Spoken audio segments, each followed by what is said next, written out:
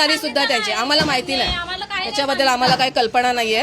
पण काहीही पुढे झालं भविष्यामध्ये तर पूर्णपणे जिम्मेदारी ह्याच लोकांची आहे. भले ते रस्त्यावर खातील. आता तुम्ही लोक जाणार कुठे? आता बघू, जिथे भेटेल तिथे. अजून काय करणार आहे आम्ही?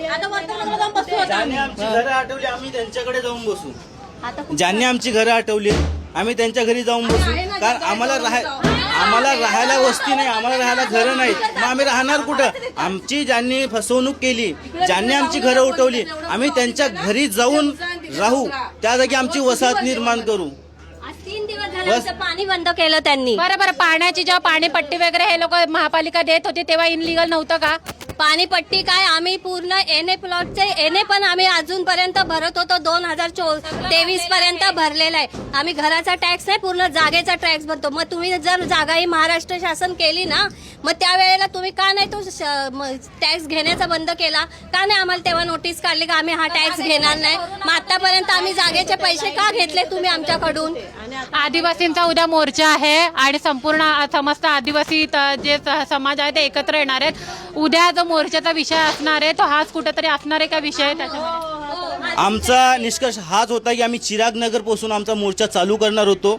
पण यांनी जसं यांच्या निष्कर्षात आलं की आमचा हा मोर्चा चिराग नगर पासून चालू होणार आहे, त्यांनी तत्काळ नोटीस काढली आणि आमच्या आदिवासी बांधवांवर अत्याचार करण्याचा प्रयत्न केला. जसे आज आमची घरं तुटत आहेत, आमच्या आदिवासी चिराग नगर मधली जी घरं तुटत आहेत. म्हणजे उद्या मोर्चा आहे त्याच्यामुळे आज घर तोडलं?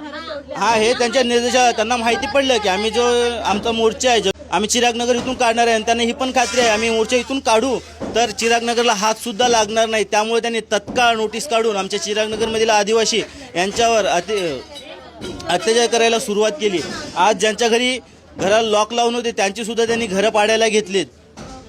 आज एकच सांगू इच्छितो की ही जी एसआरए क्लस्टर हे आदिवासीला लागू होत नाही तरी सुद्धा हे जबरदस्ती आमच्यावर अत्याचार करत आहेत. आपण पाहतो की कशा प्रकारे हे जे घराची कारवाई चालू आहे, एका घरातली जी भिंत वगैरे आहे ती तोडली गेलेली आहे आणि एका बाजूला इथे जे पाहतोय आपण सगळे आदिवासी बांधव त्या साईडला उभे आहेत. आज यांचं घर गेलेलं आहे, अत्यंत दुःखाची गोष्ट आहे. माणसाचं जेव्हा घर जातं तेव्हा अगदीच रस्त्यावर माणूस होतो. एवढं जर आयुष्य त्या घरासाठी आपण एक एक गोष्ट घर सजवण्यासाठी माणूस इथे बनवत असतो आणि एक एक